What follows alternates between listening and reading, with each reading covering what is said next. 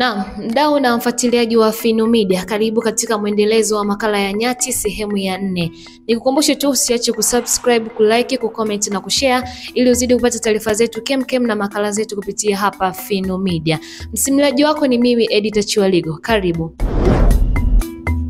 Nyati ni kivutio kikubwa cha utalii, hasa pale mtu anaposikia kuwa nyati ni miongoni mwa wanyama waliopo katika kundi la wanyama wakubwa watano na ni muhimu sana hapa nchini Tanzania.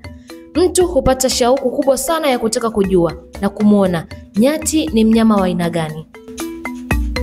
Serikali inaingiza pesa nyingi sana kupitia sekta za utalii, hususa Wizara ya Maliasili na Utalii, kwani kuna watalii kutoka nchi mbalimbali wanakuja kwa ajili ya kumuona mnyama nyati tu.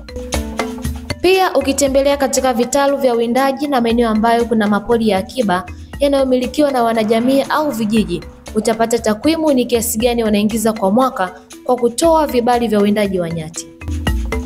Nyati hutumika kama kitoweo kwa wananchi na hivyo kujiongezea afya nzuri kwa kula protini inayotokana na nyama ya nyati. Pia kwa upande wa malighafi kama ngozi, kwato na pembe za nyati hutumika kutengenezea vitu kama viatu, nguo na mapambo mengine ya nyumbani, na pia hata hutumika kwa kuvaa mwilini. Jambo kubwa la kujivunia hadi sasa ni kwamba nyati hawajaingizwa katika kundi la wanyama wanaelekea kutoweka duniani.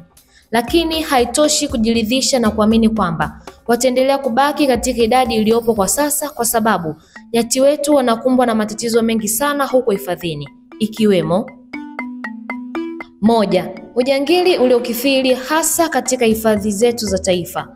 Nyati huwindwa sana na majangili kwa dhumuni la nyama, ngozi na malighafi zake nyingine. Hii hupelekea sana kupungua kwa kiasi kikubwa kwa wanyama hawa hifadhini. 2. Uharibifu wa mazingira hasa unaosababishwa na binadamu katika maeneo tengefu ya wanyamapori. Mazingira yamekuwa yakiharibiwa sana na hatimaye nyati pamoja na wanyama wengine kukosa chakula na kulazimika kuhama katika maeneo yale. Yote hii husababishwa na uvamizi wa maeneo ya hifadhi kutokana na kuongezeka kwa shughuli za kibinadamu. 3. Magonjwa mbalimbali kama kimeta na homa ya bonde la ufa. Japo magonjwa sio tatizo kubwa sana la kusema kwamba ni la kutilia mkazo, kwa sababu wanyamapori wamezaliwa porini wakiwa na vinasaba vinavyowasaidia kupambana na magonjwa mbalimbali, tofauti na wanyama wanaofugwa. Wanyamapori wana uwezo mkubwa wa kustahimili magonjwa, hasa ukilinganisha na wanyama wanaofugwa majumbani kwetu. 4. Uwindaji dhaifu. Kuna tofauti kubwa sana tunaposema ujangili na uwindaji dhaifu.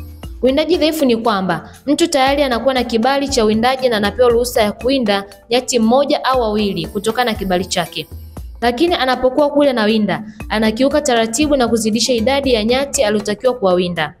Pia mara nyingi hutolewa vibali vya kuwinda nyati dume, lakini mtu huwinda mpaka nyati jike na watoto. Hii hupelekea sana kupungua kwa nyati, hasa kutokana na uwindaji dhaifu. 5. Migogoro iliyopo baina ya wanyamapori na binadamu.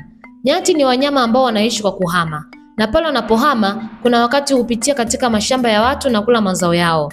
Hii hupelekewa na vijiji kuwaua kwa sumu au hata mishale kwa wakati mwingine. Lakini tukirudi nyuma, hii husababishwa na watu wanaovamia katika maeneo ya hifadhi na kuanzisha shughuli zao za kibinadamu katika maeneo ya hifadhi ya wanyamapori.